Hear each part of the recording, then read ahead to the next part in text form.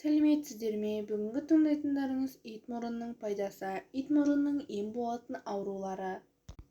Бірінші, шауқаттың тоқтамауына, шыжыңғы несептің дамыл-дамыл келуіне, созылмалы іш өтуге, аққыр көп келуге, өздігінен терлеуге, түнде суық тер шығуға, бел-аяқ ауырғанда итмұрын жемісінен 10-15 граммды суға қайнатып ішеді. Екіншісі, жығылып жарақаттануға, бел-аяқ шағып ауыруға, созылмалы іш өтуге, жөтелге итмұрын тамырынан 15 грамм немесе 50 граммды суға қайнатып ішеді. Үшіншісі, шиқан шыққанда итмұрын тамырынан лайықты мөлшерде алып жаншып жараға жағады.